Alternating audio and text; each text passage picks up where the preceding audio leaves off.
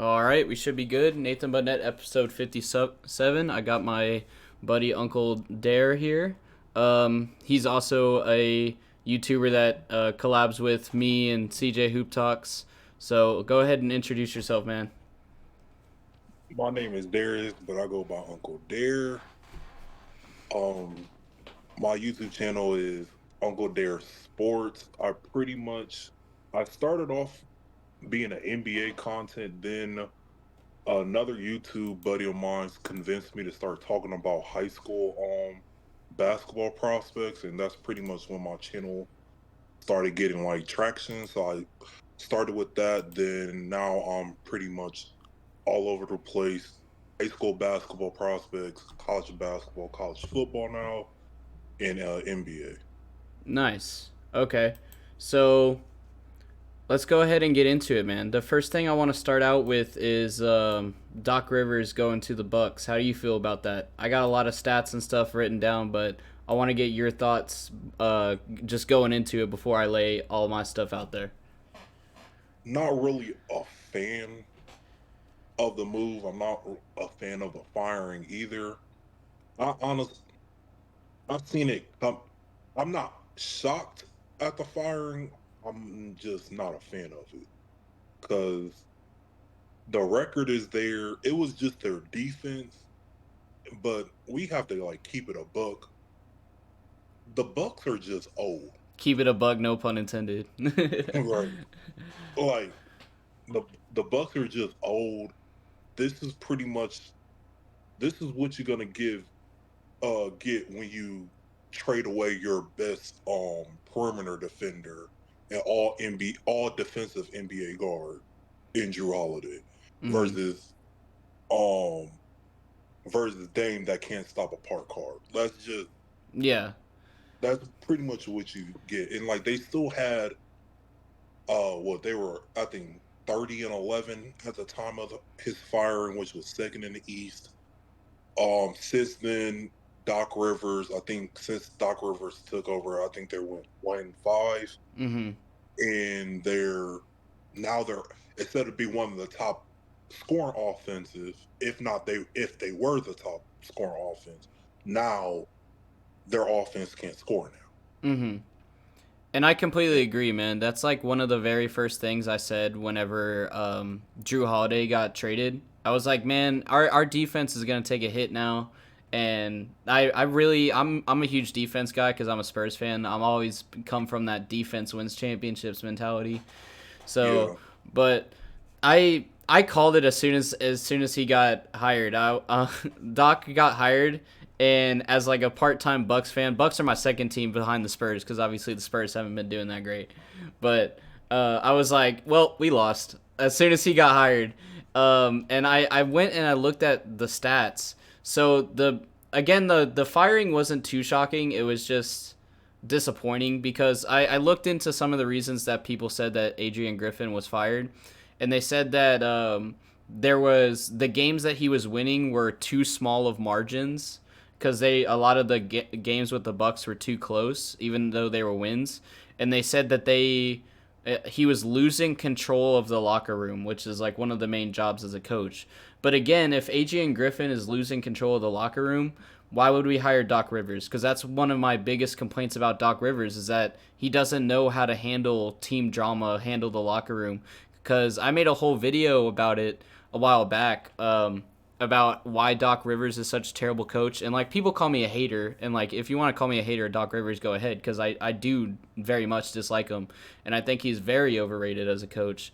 And one of the clips I used in there was whenever he was coaching the Celtics, the Celtics locker room was throwing around n bombs, f slurs like to each other and all that. It's like if you're looking for somebody that can control the locker room, why go for somebody that has that history, you know? And I looked up the stats specifically. So they hired Doc in January 26th, I think it is when the news broke. So since then, they've gone one and I wrote down 1-4, but I guess you said it was 1-5. All of which were blown leads as well by the Bucks. They had 116.5 offensive rating since hiring him. So their offensive rating has gone up a little bit. Um, but they have 116.5 defensive rating, which is down 8 points from 108.5 because, again, defensive rating works like negatives. The higher it is, the worse it is. They were 12.3 from turnover before Doc. They're 14.5 turnover now. There were 48.7 from field goal before Doc. Now they're 46.5. And then Giannis's Giannis's average plus minus before Doc was 3.41. After Doc was 3.36. Dame's plus minus before Doc was an even 3.0, and after Doc is 2.69. So pretty much every stat that you can look at so far has dropped under Doc's leadership so far. Given it's only been 6 games, but still. Yeah, it's like with Doc, it's just. I think with him, I think it's time for him to stop thinking he's a championship contending coach and just go to a team where it's time to develop. Exactly. Like go to the Pistons or go somewhere that needs development. Like, and I really think that I mean, as much as I joke about it, again, like as soon as he was hired, I was like, well, the Bucks lost. Like we're a first round exit now. But I genuinely don't know where they're gonna end up in the playoffs now because he's 16-33 after 3 wins in the playoffs, meaning every time Doc Rivers has gotten three wins in the playoffs, he's lost 33 times. And then he's blown 3-3-1 leads. He's blown 4-3-2 leads. He's 6-10 in game 7s, and a quarter of all 3-1 losses in NBA history have happened under him. So, yeah, those are some numbers for you. That tells you just how bad he is. That's horrible. Yeah. I don't get, cuz I've seen NBA articles, like articles from like professional journalists that are hired by the NBA to make articles that rank coaches, and they will put him in the top 10 coaches of all time. And I really don't understand how, because he only has 1 championship, and that 1 championship he had 3 All-Stars, and he had Tom Thibodeau.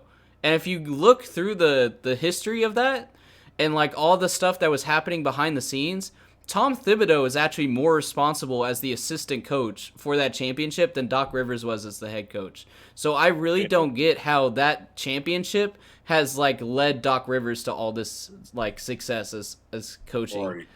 And you see everywhere Thibodeau went to, he won, or at least got them to the playoffs. Yeah, and he did that with Minnesota. He did that with Chicago with D Rose. He's doing that now with the Knicks. Yeah, I don't understand how. Have you seen that meme that's like gone around on Twitter every single time Doc like loses in the playoffs?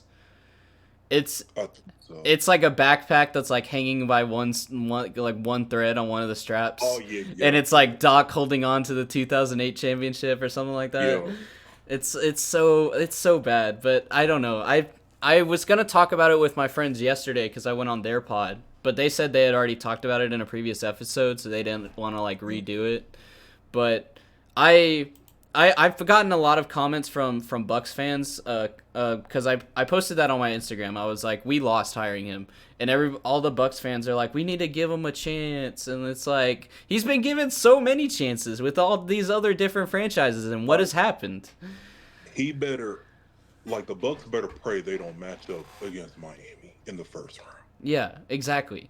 Because if we go up against even, like, a decent team, we're losing in 5 or 6. Like, but do you have anything more about Doc Rivers, or do you want to jump into the next thing? With Doc Rivers, he should have just stayed an analyst. He was doing good at that. Mm-hmm. Like, he should have just stayed an analyst and just minded his business. Mm-hmm. I completely agree. Because he's just going to keep... I can already see it. Like, they had a 3-2 lead. and they blew it. I can already see a blown series lead. Mm-hmm. No matter the round. Mm-hmm. Yeah, And we're either. Oh, I'm sorry, I didn't mean to cut you off. Um, yeah, I keep thinking you're done. I don't want to like seem like I'm interrupting you. I try and nah, jump in whenever I think you're done, and then like as soon as I start talking, you start talking again. Um, yeah. but yeah, we're either gonna be a game 7 first round exit, or we're gonna be a second round exit based on who we play, because it's just Doc cannot win in the playoffs. It's just been proven. Like, Because with 30 or so games, you need to mm-hmm. go in the playoffs on a good note.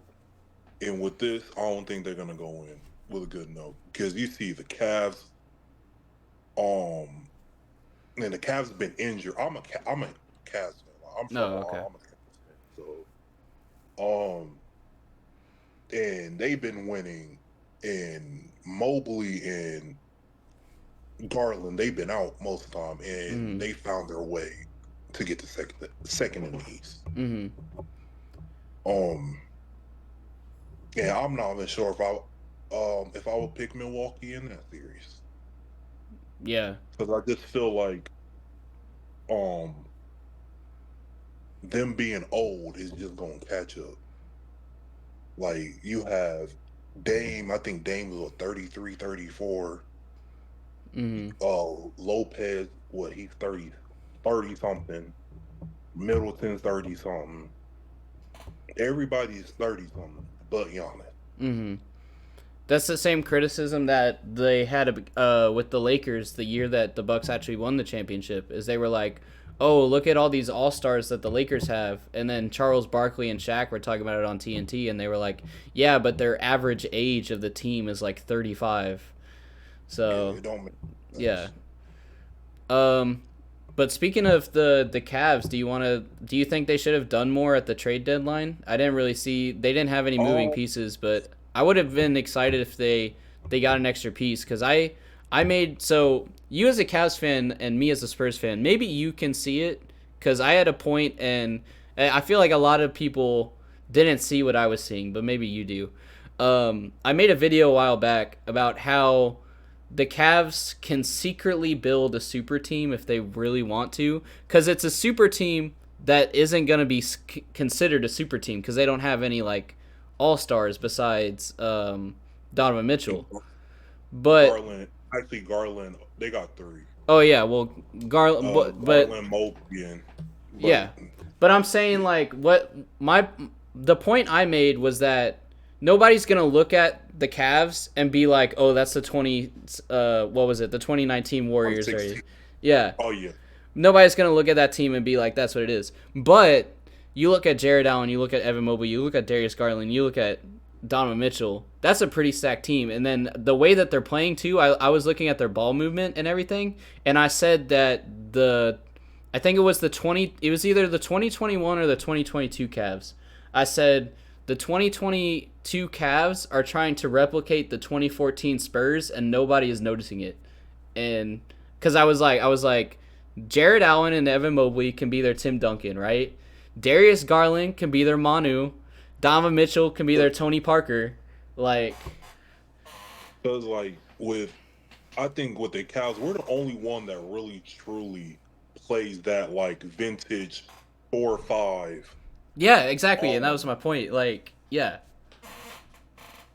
and like I think with the Cavs, I feel like we're still a piece away. And what makes me mad is what's his name? Laurie Marketing, he will be the perfect piece. mm-hmm, But we had no choice to give him up for Donovan Mitchell. Like he would, mm-hmm, I think that's the piece we're missing is a wing mm-hmm, that can get you at least 20. And Marketing was doing that. With the year Mitchell wasn't on the team. Like Marketing was, it was Garland and Marketing doing all the scoring. mm-hmm. Um, and he can shoot from three, and I think that's sometimes we lack is shooting from. Luckily, we got Shrews, and Niang and all that, but it's just I still feel like we're like a wing away from Mm-hmm. truly being contender. Because Cavs, all of us are young. I think the oldest is Donovan Mitchell. I think he's what 26, 27. Everybody under 25 on Mm-hmm. that team for the most part. Yeah, and again, it's like, the problem is, I guess, whenever I made that video, I was kind of ahead of my time, because whenever I made that video, almost immediately afterwards, they got knocked out of the play-in by the Nets. So Yeah. everybody kind of looked at that video of like, ah, oh, this guy doesn't know what he's talking about because they lost to the Nets. But now they're a second seed. So it's like, you know, I don't know. Maybe if I republish that video or like call back to it, people may pay more attention to it. But again, it's like, again, they're just that one piece away from being a contender because they have a center in Mobley that can defend. Or am I getting them mixed up? They Uh, have Jared Allen who can Jared defend. Allen. Yeah, I get, because Evan Mobley's so tall, I get confused who's the power forward, who's the center. Yeah. But they have Jared Allen, who's a center who can defend. They have Evan Mobley, who's a power forward who plays almost exactly like Tim Duncan. They have Darius Garland, who can play decent defense and can shoot from the three. And then they have Donovan Mitchell, who's a known all-star. Again, they just need somebody at like that small forward position, and they'll be set. And I'm So, trying to figure out mm-hmm. um, who's out there that at the small forward that we can get. Yeah. Um, of course, like what's his name, Miles Bridges, but he's trying to get paid, and I don't think we got the cap for trying to get pay Mitchell, Garland, Mobley, Mm-hmm. and all that. I don't think we got enough cap. Even though our owner, he don't mind spending the money. Mm-hmm. I got a love hate relationship with our owner, but one thing he's not afraid to spend the money. It's just I don't know what wing that I would like that can I feel like that can take us over the top. Mm-hmm. Only one that sticks out is Miles Bridges, Mm-hmm. but I feel like he wants to go to even like the Suns. The Charlotte and the Suns was close to getting a deal. It's sending him Mm-hmm. to the Suns, but I'm still trying to figure out a wing. But Yeah. Lauri Markkanen would have been the perfect wing for us, but of course we had no choice to put him in that Donovan Mitchell trade. Yeah. Yeah, I kind of hope like that they do well though, just because again I called that like a couple years ago where I was like, if they win, they won by playing like traditional basketball and like nobody's Right. nobody's calling it out, or not that I've seen. Because like I said like Mitchie, it's funny you say this like a modern Spurs team Mm. is that I call Darius Garland like if Tony Parker and Kyrie had a baby. Yeah, exactly.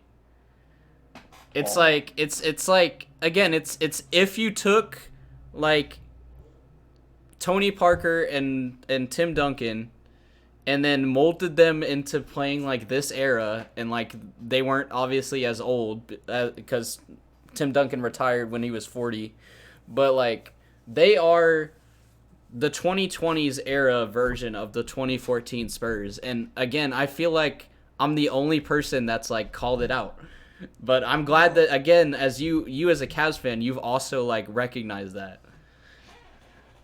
Cause I like low key, I was like I used to like out of all the teams, like grew up watching like Spurs was always one of my favorite teams Mhm. because I just like their ball movement.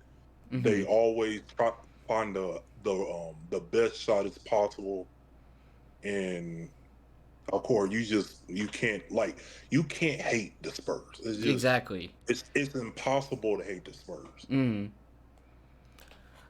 So I'll go ahead and transition into the next thing. Obviously probably the biggest topic right now with All Stars just happening a little bit ago. besides trade deadline stuff, which also just happened. But All-Star snubs. Who do you think the biggest snub besides Curry is because Curry's in the reserves? Um, I I would say Trey Young. Really? Um, yeah. Uh, even though he just got called up as a replacement, but I feel like he was the biggest snub. I personally think Brunson should have been a starter. Lillard shouldn't been. I feel like Lillard shouldn't have been a starter. All Star, yes, because of the fan vote, he's pretty much going to be All Star. Mm-hmm. Um, but I feel like Brunson should have been a starter. With the West, I really don't have an issue. I know a lot of people had a they felt like Sabonis and Fox was snub, but I don't have really no issue with the West. It's more so the East, and my only issue with the East was Trey Young getting snubbed. Okay. Um, so I again kind of like the Doc Rivers thing. I wrote the numbers down because I wanted to talk about it. So Steph Curry, since not making the All Star team, had a 46-point game where he was 63% true shooting, 100 from free throw. Another game where he had 62 points, 2 blocks, and 100 from free throw. And then another game where he has 37 points, and then a 96 true shooting percentage. You know how crazy 96 true shooting percentage is? That's crazy. Yeah. So I don't know if he's channeling not making the All-Star into his game, but if he is, it's showing. All right. um Oh, yeah, go ahead. yeah. I, I, yeah, I don't really have an issue with the All Star. It's just my main one is just Trey Young and Lillard Mm, getting the start. I'm one thing about the All Star. I'm happy. Um, they went back to the West and East format because yeah.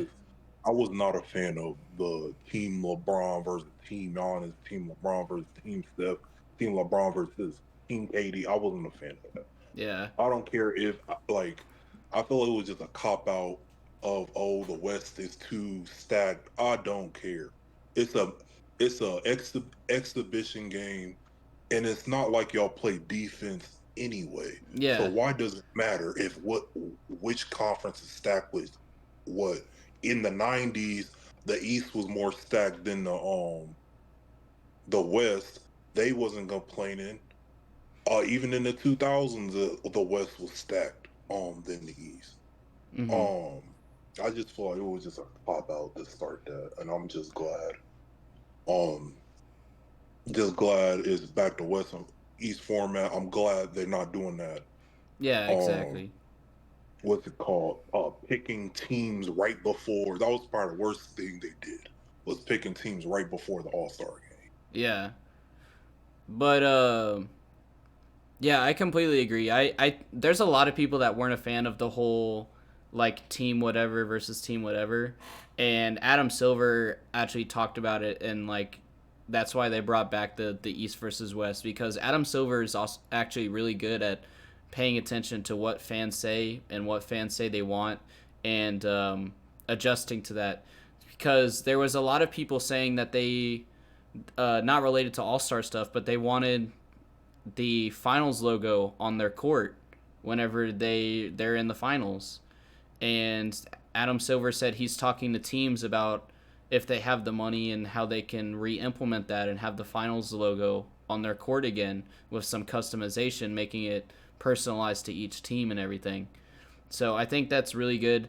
Adam Silver, I think, obviously everybody says David Stern is the greatest commissioner, but Adam Silver, he could go down as one of the best commissioners as well, um, because of his ability to listen to fans and listen to Yeah, players and listen to everybody's needs, and making sure that the NBA is something that everybody wants. Um, yeah. I'm a big fan of Adam Silver. Just him always pretty much at the forefront of everything, try to make the game better. He probably the biggest accomplishment of his career is the in-season tournament. Mm-hmm. The in-season tournament, I like it. It grew on me as the in-season tournament went on. Um, some things I would tweak, but it was Mm-hmm. a success. But yeah, Adam Silver, he's definitely the best commissioner. Yeah. In sports. And it was very strategic of him as well to do the in-season tournament and the play-in as well, Mm, because the biggest problem that the NBA had, right? The two biggest problems was everybody watches playoffs, but not everybody watches regular season. And right, the in-season tournament helped solve that because it was basically a way of them having a championship in regular season without having a championship in regular season, right? right, So that solved that problem, is getting more views during regular season. The second problem was the whole tanking thing, where if teams knew that they were not going to make the 8th seed and they were like, "Well, we have no chance of making the 8th seed in the playoffs, so we may as well just keep losing so we get a draft pick." Then he introduces the play-in, so now you can be the 9th seed, you can be the 10th seed, and you can still make the playoffs. mm, So he's very strategic and very good about being like, okay, here are the problems that we have regarding teams, regarding fans, regarding viewership, whatever it is, and turning that into something that's entertaining to fix to be the solution. and another thing to add with the NBA expansion, he listened to the fans. A lot of, if not all, want an NBA franchise back in Seattle. Mm-hmm. Of course, LeBron came out publicly saying he wants to own an NBA team, and most likely he wants to own the one that's most likely coming Mm-hmm. to Vegas. It's the worst kept secret in sports is the NBA gonna expand to Yeah. Vegas, along with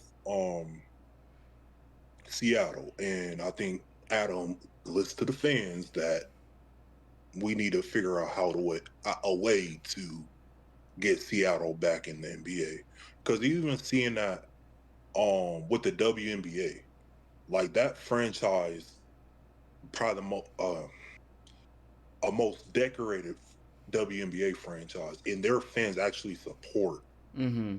their franchise there in the Storm.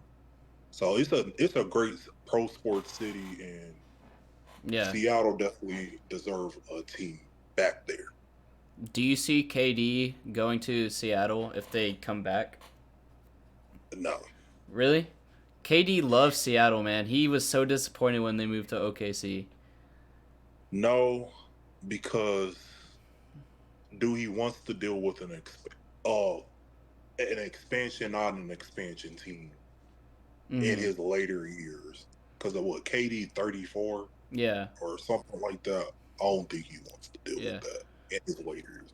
Maybe retire as one, or do something like what Paul Pierce did and just sign a 1 day contract and retire as a supersonic. But Mm-hmm. I can't see. I really Um, want them. I honestly really want them rather than going to Las Vegas.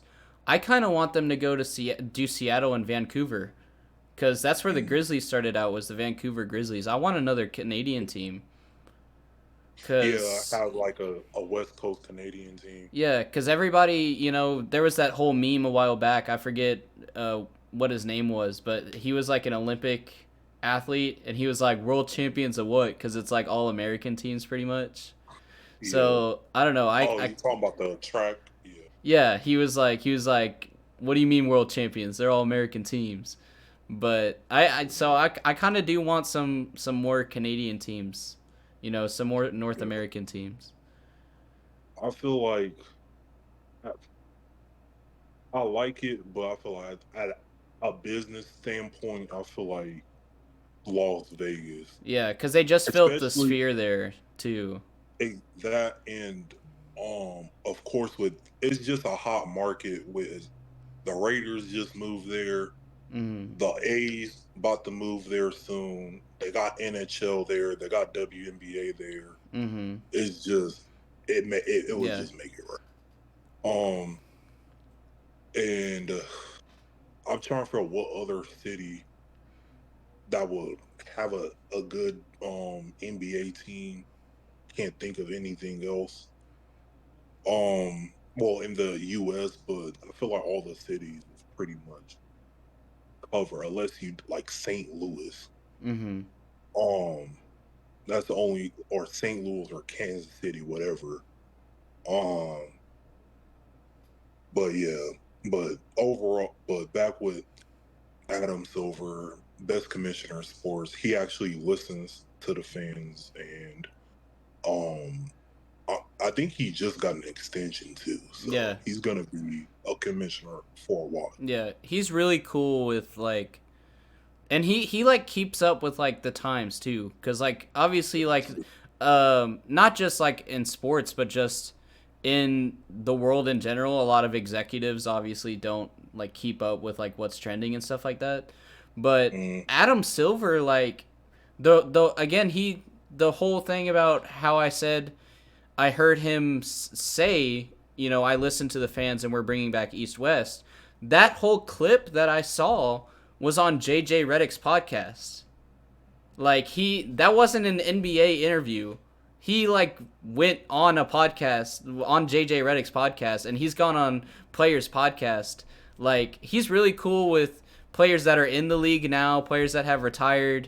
yeah, Like he's very yeah, pro player. yeah, exactly. And he's pro player, and he keeps up with like the media cycle. Like he doesn't just do professional like suit and tie type NBA scripted interviews. He like just sits down and he's like, "Yeah, I'm gonna do a podcast with JJ Redick." Like it's a once a season type of stuff. Like how Goodell goes on what first take, or Mhm. the NHL commissioner goes on first take, or even the MLB is nothing like that. Yeah. Like he's everywhere, Mhm. no matter the time of year. Exactly. Um, So I wrote down some more snubs, but you said you didn't think that many people were snubbed. But I'll just read some of them out and you can give your thoughts, I guess. mm, So again, we talked a little bit about Sabonis. The main argument that a lot of people have right now is that Sabonis is seventh in MVP ladder, but he didn't make an All Star. yeah, it's just with the bonus is just with the center, whatever you want to count Sabonis as a center, power forward, whatever. It's just very, very stacked out west. Mm-hmm. And I think that's just the unfortunate Mm-hmm. um of it. Is just he's just in a stacked conference. If he was in the East, he would have been it would have been a debate. Mm-hmm. Because let's say like Bam. If Bam's over in the West, he's not at all. Mm-hmm. We already talked about Trey Young. Trey Young has 37 points and 10 assists per game, but the Hawks are only a 50% team, which I think is why he didn't get Yeah. voted. And then we have De'Aaron Fox, who is 27 points per game, and just like Steph Curry, whenever Steph Curry went off after he didn't get his All Star, De'Aaron Fox in his last 5 games had a 41-point game, 4 steals and 6 steals in his last 2 games. But he also only has 200 from three his last 5 games, which I think has dropped him. Mm. So, what do you think about De'Aaron Fox? Kind of the same thing as Sabonis, where it was like if he was in a different conference, it would have been Yeah. better. Because if you thought the bigs was stacked, the guards is 10 times worse. For him to get a All-Star bid, because you got SGA, Luca, Steph, um, what's his name, Edwards. Like it's just a lot, and Mm-hmm. um, I mean, both is worthy of an All-Star. It's just unfortunate that it's just so much talent in the West. Mm-hmm. He probably be in the if he was in the East, he'd probably be an All-Star. Mm-hmm. What do you think about James Harden on the Clippers? Just No, Is he an all-star? Should he have gone to the Clippers just in general? no. Well, his knock will always be because of Kawhi and Paul George. Mm. Um, and I think even though they were temporarily, I think it only lasted a day, uh, of being first in the West. I think what hurt him was uh the Philly situation. I think people used that against him Mm-hmm. of how he handled getting out of Philly. Mm-hmm. And yeah, I agree. Like I said that he's not gonna work on the Clippers, and I said his trade stock has dropped so much because he leaves every team that he plays on, and he does it in like a crybaby way. And if he does it with the Clippers, Like I he's don't think a done. team. I think I think this is his last chance to Yeah. truly win a championship, which I don't think the Clippers is doing. Yeah. I gotta believe it for the Clippers. I gotta believe to see it. Is Kawhi gonna be healthy? Is Paul George gonna be healthy? Um, all the people, even James Harden, but with it's not when it comes to James Harden, it's not really even health. It's more so is he gonna show up in the playoffs? Mm-hmm. I know Russell's gonna be available, but again, do you want the balls in Russ' hand the end um of the end of a series of a game 7? No. Yeah. You want your best players in Kawhi, James Harden and uh Paul George the ball in their hands. Mm-hmm. But yeah, no, I don't think James Harden worthy of All-Star, I'm even though he's playing great. I'm glad you agree with the whole Clippers aren't going to win the championship and like James Harden doesn't work out cuz again like that's been a whole debate this whole season and I said that the Clippers aren't going to win the championship and again the podcast I went on yesterday like we even had a debate on there like between cuz it was a big podcast. It was like 5 different people and we were Mm. all like screaming at each other about like whether or not they were going to win. And like me and um a guy named Eli were basically against the other three, saying that the Clippers aren't gonna win, and yeah, everybody else says that the Clippers are gonna make it deep in the playoffs, and me and Eli were like, I think one of them was like, you just got to give them a chance, and then we got to see how it plays out. And Eli was like, "You've already seen how it plays out for the past 4 years. You've had 4 years of chances." Right. I think in the in the, what makes me mad is that out of it's year 4, and I in this trade with Paul George with OKC and Paul George, um, it will be real. What's really gonna be funny? And let's say I don't think it's gonna happen. Let's say OKC goes all the way to the finals, Mm-hmm. and who did the Clippers get rid of Mm-hmm. to get Paul George? And they go to the finals before the Clippers do. Yeah. I Another another reason to blow that team up if they don't get it done this year. Yeah. A lot of people yeah, there was people that were saying like if they don't do it this year, blow it up. But the podcast I was on yesterday made a really good point. They said that they're not going to blow it up even if they lose, just from a financial standpoint, because Because that new stadium. they're building the new stadium and they need the name recognition behind Kawhi and everybody else to sell tickets for the new stadium. So yeah. Yeah, that's the only reason they're keeping that core together is to put butts in the seats. Yeah. So I got another topic for you that I think will be interesting. Do you think that the Warriors are washed? Klay Thompson the last 5 games has gone 200 or Sorry, I messed up talking. I'm gonna start over that. Do you think that the Warriors are washed? Clay, the last 5 games, has only gone a little bit over 20% from three. He's -5 plus minus his last 5 games. He went 6 for 7, 2 for 3. There's 35% from field goal.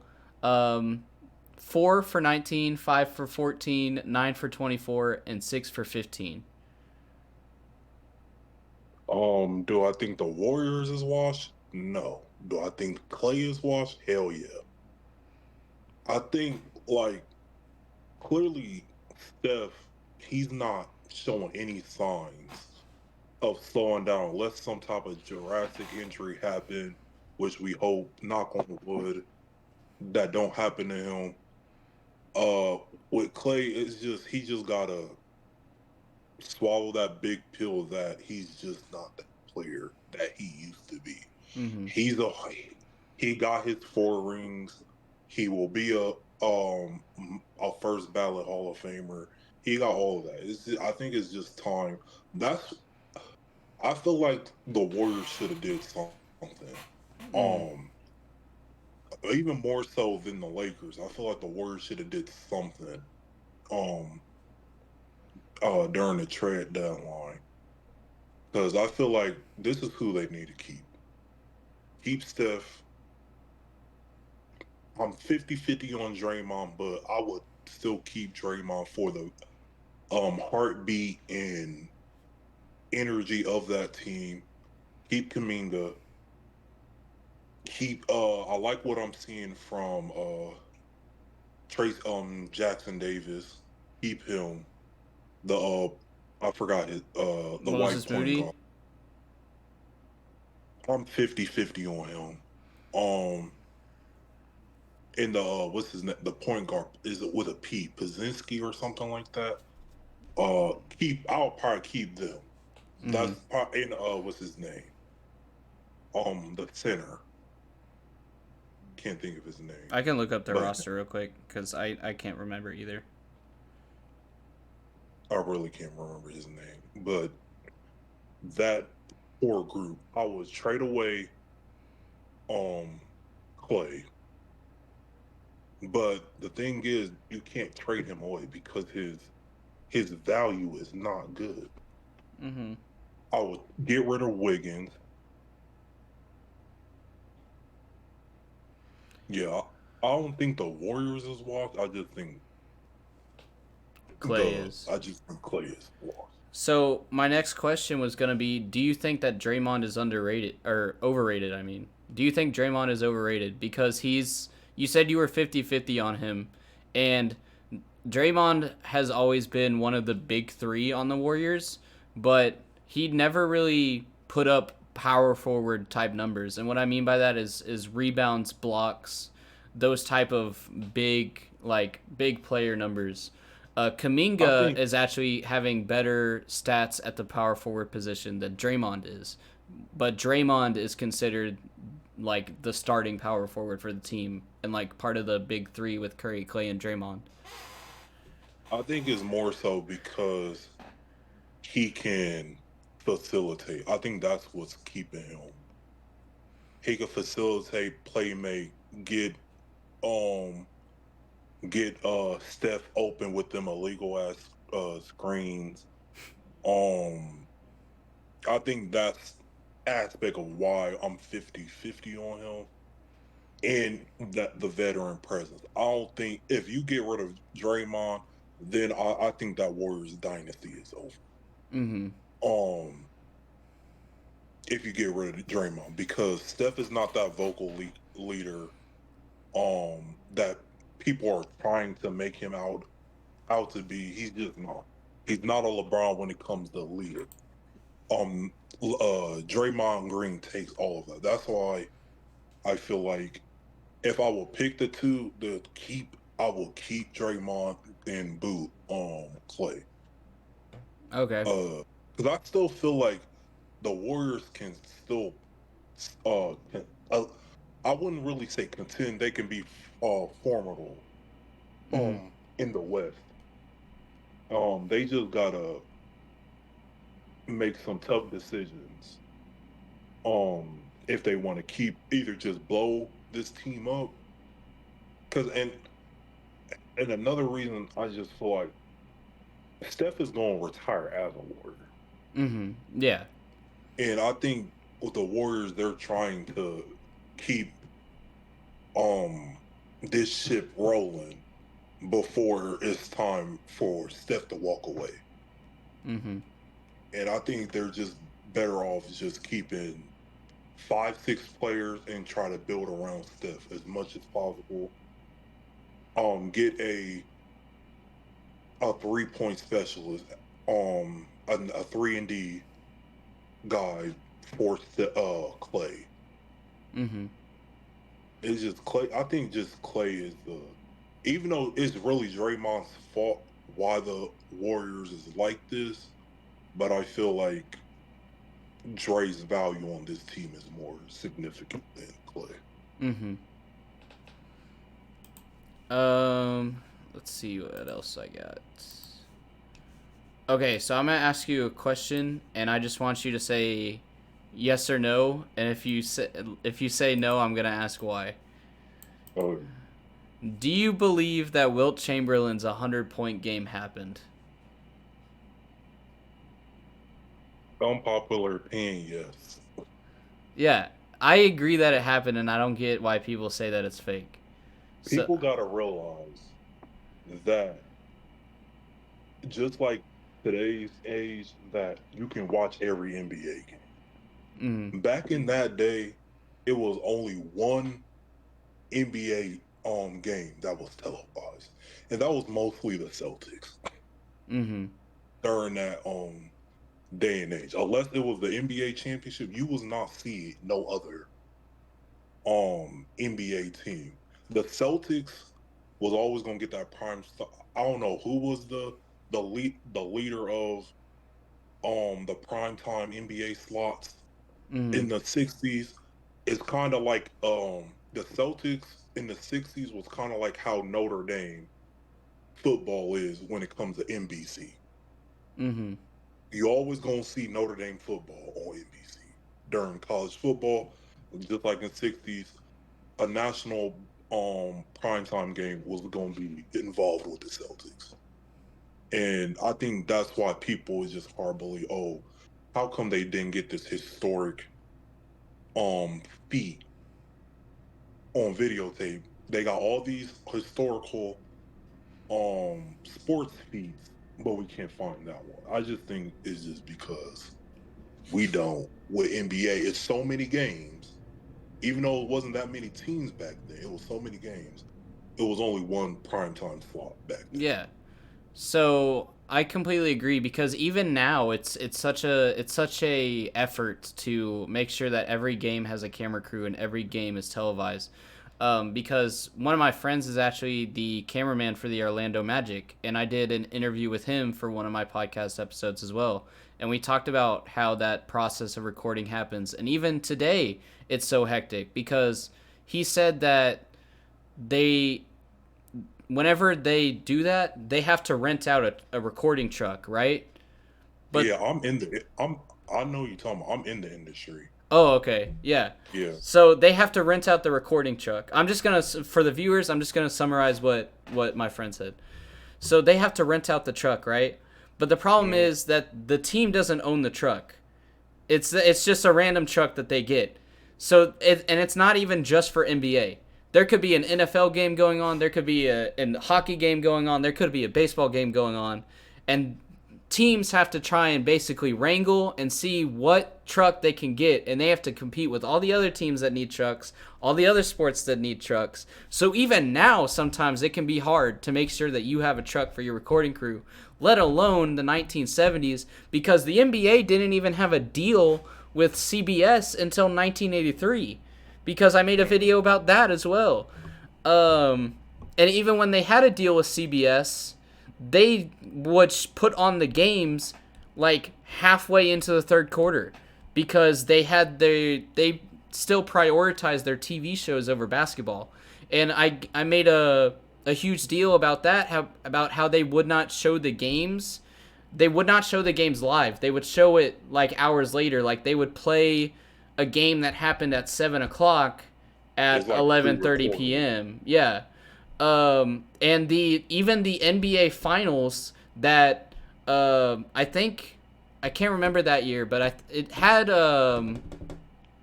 it might have been the Lakers, yeah, because I think it had Kareem in it that year. They they what was I gonna say? The finals they didn't show until 7 minutes into the first quarter. The NBA Finals didn't even come on like until halfway into the first quarter in 1983, and people think Yeah, that they're gonna have a camera on Wilt, who played on the right. Philadelphia Warriors, and it wasn't even a home game. You know, on TikTok there was a guy who I like called Kieran, who was like, this game didn't even happen at home, and he was using that as a point about why it was fake. But again, with the whole thing about like it not being recorded, wouldn't it not being a home game be more evidence as to how it could be real if it wasn't recorded? Because why would they record a game that did not happen at home versus the Knicks, who were the worst team in the league? I would be more skeptical if it was no recording and they were playing the Celtics.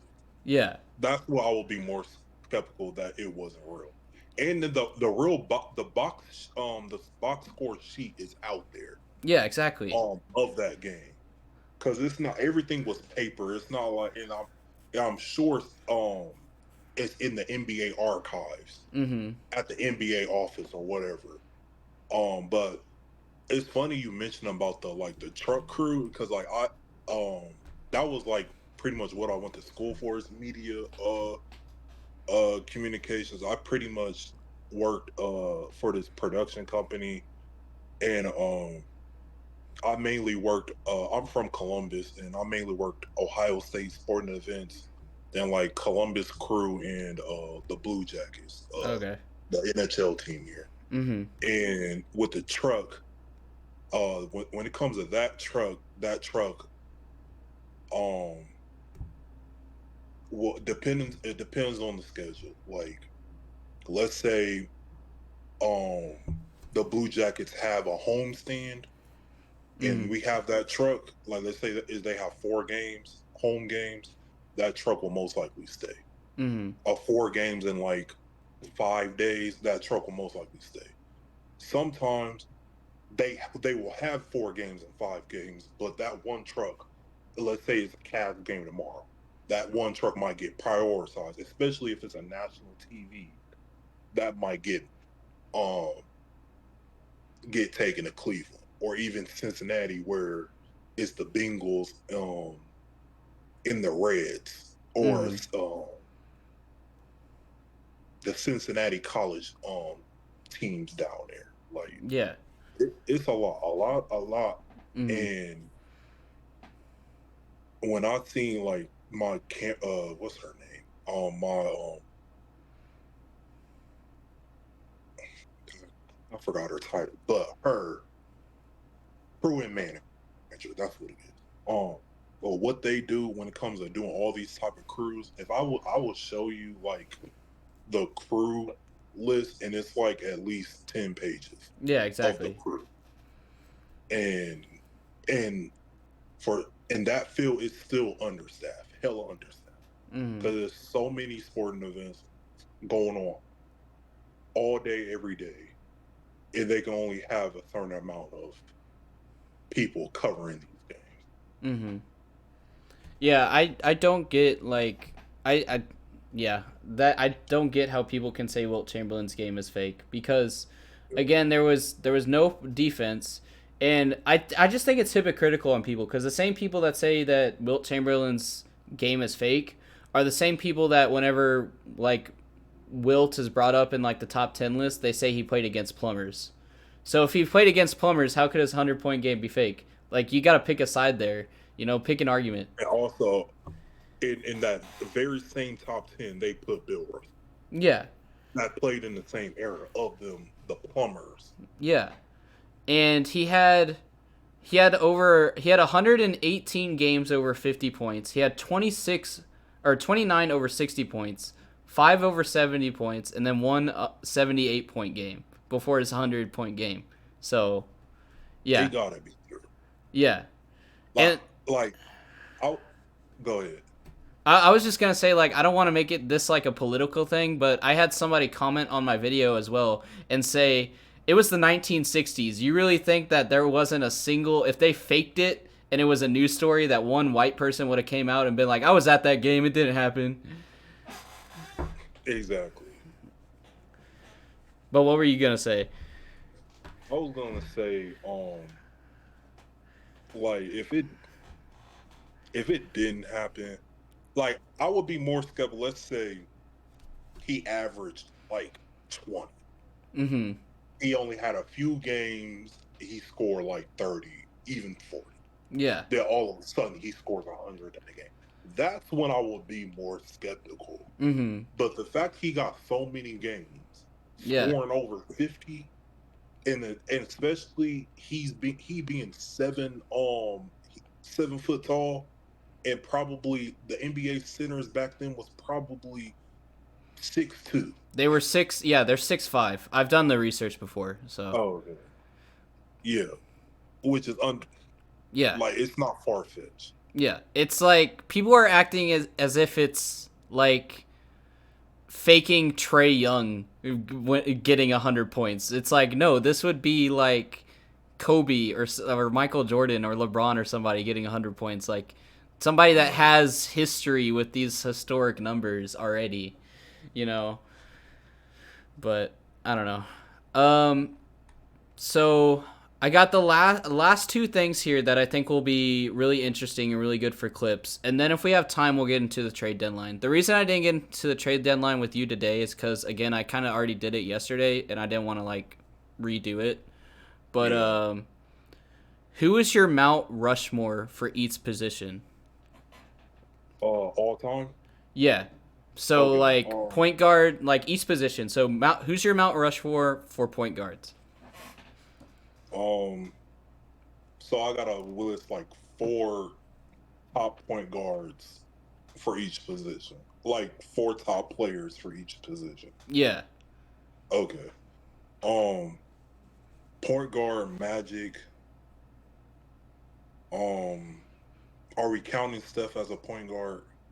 Yeah, Steph Curry, yeah. Okay, because some people like consider him a shooting guard, but I would say Magic, Steph. Um, I would have to say Isaiah Thomas, and the fourth one I would have to say either Jason Kidd, um Jason Kidd. Okay, what about AI? He's point guard or shooting guard? I would put him as shooting guard. Okay. That fourth one probably be Jason Kidd, CP3, Oscar Robinson, and he's probably one of my favorite point guards of all time is Chauncey Billups. He'd probably be in that. I can agree. I can agree with that because I did a video about the 2004 Pistons, so I see where you're coming from. So Yeah. for me, my Mount Rushmore for point guards is Magic, Curry, John Stockton, Isaiah Thomas, and then for the last one, it has to be between CP3 or Oscar Robinson. So the whole John Stockton, CP3, Oscar Robinson, people can make the debate there, but Magic, Curry, and Isaiah Thomas, I think everybody agrees on. Yeah, that's pretty much the fourth one. It can really be interchangeable for me. Shooting guard, Michael Jordan, Kobe.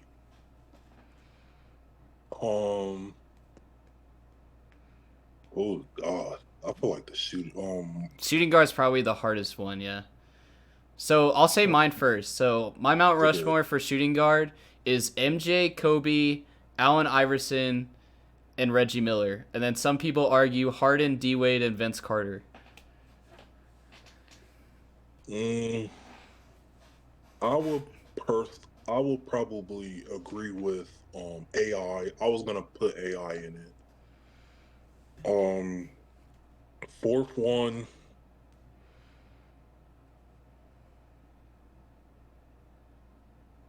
I think I'm gonna say D Wade. Okay. Who is your Mount Rushmore for small forwards? And for this, we're considering LeBron small forward, not power forward. Okay. LeBron. Ooh,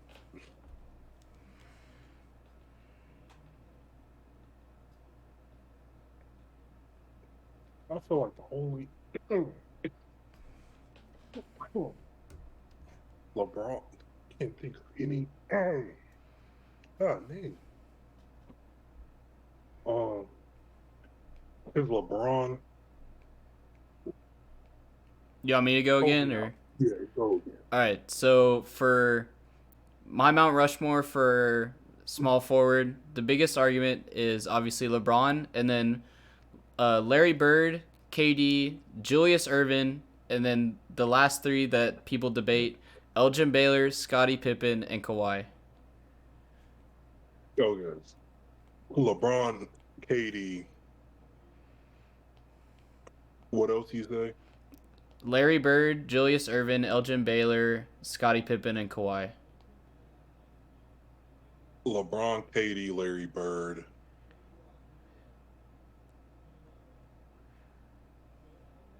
I probably do. Dr. J. All right. So as a Spurs fan, my Mount Rushmore for power forward has to be Tim Duncan, Dirk, Kevin Garnett, and Giannis. People argue that Giannis shouldn't be up there yet because he's only got one championship and he's still newer in the league. Some people argue Karl Malone should be up there instead, but I think Giannis is one of the best power forwards of all time, and he's up there in all time power forwards with Tim Duncan. Cause yeah, Um, Tim Duncan, Dirk, KG. Like that's probably the the 2000s power forwards is probably my favorite era. mm, Um, them three for sure. Fourth one, I probably gotta do Charles Barkley because my game when I did do basketball was based on him. Because I was I'm 6'5" and he was 6'5", and most of the centers I was facing in high school was at least 6'8", 6'9". So mm-hmm. I would probably say Charles. It's between Charles Barkley or Karl Malone. Okay. So my Mount Rushmore for center. I'll say that again. My Mount Rushmore for center is Shaq, Hakeem, Kareem, and then David Robinson. Now, the reason I put David Robinson is because he has a 70 career high game. He's one of only 4 players to record a quadruple double. He has a 12 block career high. He was a scoring leader, a blocks leader, a rebound leader. He's 6 all time in blocks, and he was on the top 75 list. So I know we were just talking about Wilt and Bill Russell, but David Robinson's got to be on Mount Rushmore center somewhere.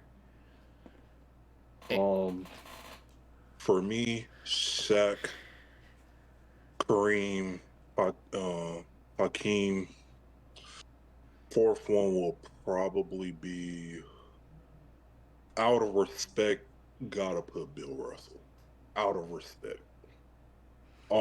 For what he did and what he went through, I gotta put Bill. That's for me. The Mount Rushmore for center is the hardest one because it was like Yeah. I have my top. I was like I have to put Hakeem on there because he's the block leader. I have to put Shaq on there. I have to put Kareem on there because he had the scoring record before LeBron. And then I had to put David Robinson on there. But I was like, well, fuck. If I do that, then I can't put Wilt and I can't put Bill Russell. But Bill Russell has 12 rings, and we were just talking about Wilt earlier. So, I don't know. Yeah. Yeah. Uh, yeah, I will probably put Bill for my fourth one for center. Mm-hmm. So, or sorry, I thought you were done. Go ahead. Well, since we doing kind of like Mount Rushmore, who's like your top five Like top five, like in general. in general? Ah, fuck. So, MJ and LeBron are definitely up there. Then I think it's Tim Duncan, um, and Kobe. So that's four. Because we're not talking positions. So, Yeah. because Kobe and MJ are both shooting guards. So I think it's in. This isn't in order. This is just MJ, Kobe, LeBron, Tim Duncan. Who would be five? Who would be my controversial fifth for top five? Kareem, Shaq. Yeah, Kareem probably. For me, LeBron, MJ, to Magic, Kareem,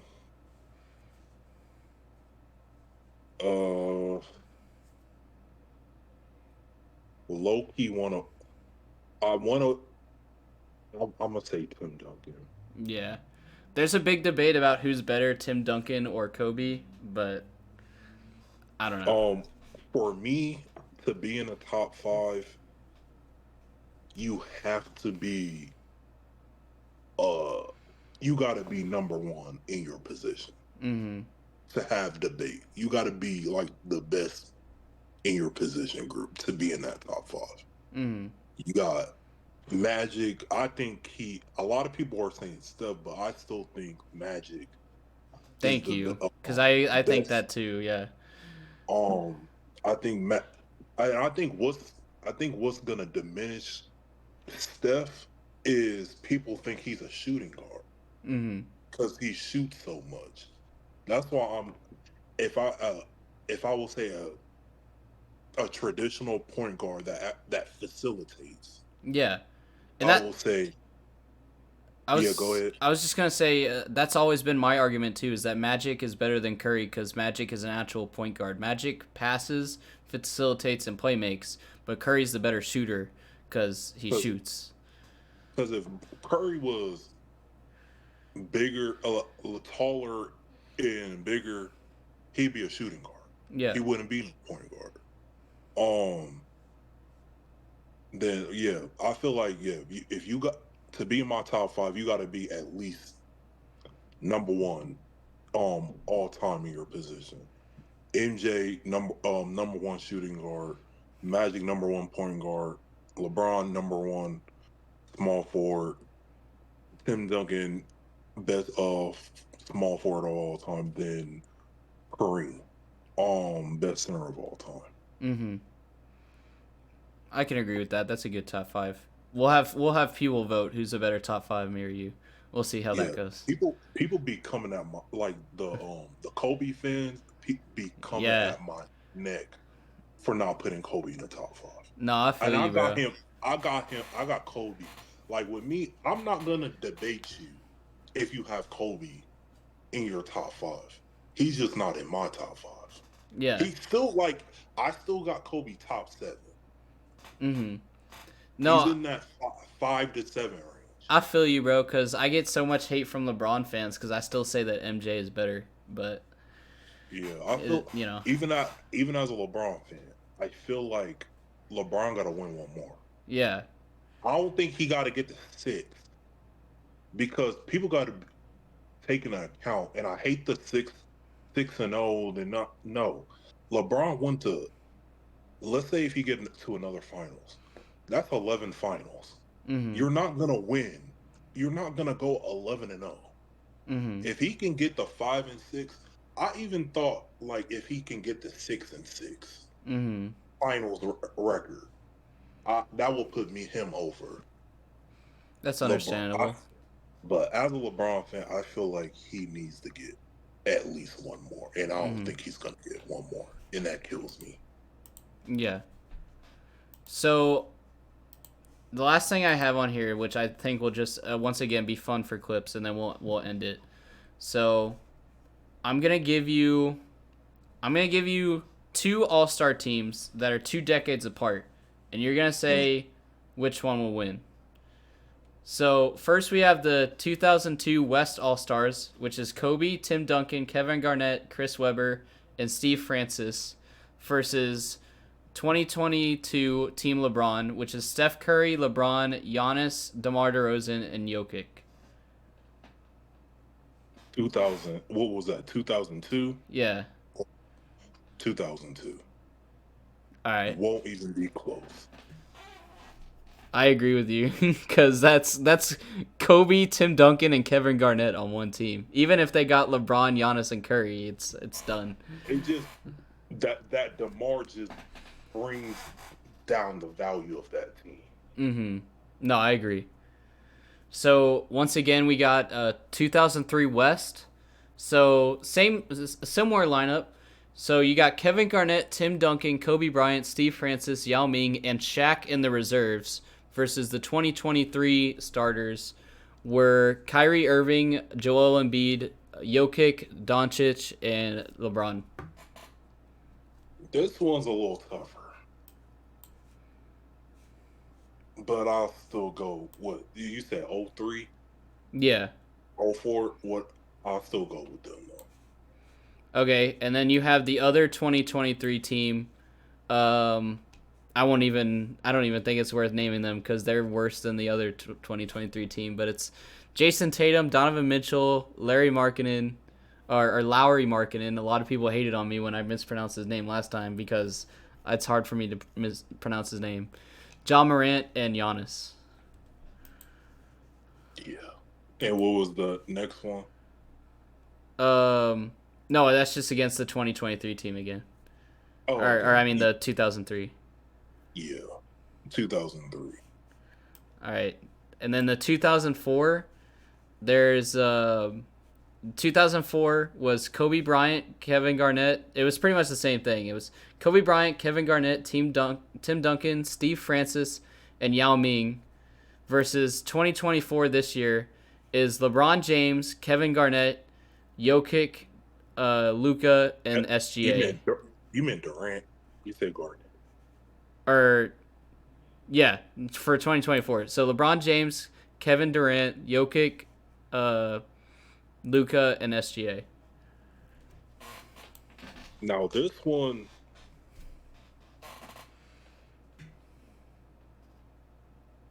it depends on what. I say this 50-50, but it would depends on which area you want to play in. That I will choose which one will win. Like for the rule set, or like what do you Yeah, mean? like the rule set and like I'll say the rules. Okay, so 2004 rules and 2024 rules. Who do you think wins?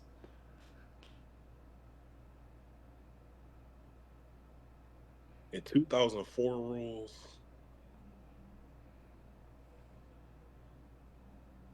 mm, all of them got a mid range, and in the 2000, the mid range was a killer. Mm-hmm. Honestly, I'll probably do 2024, Okay. just straight on all them, all the people have a mid range, and I feel like Yao Ming, he's gonna have a tough time with Jokic because he can spread it out. Mm-hmm.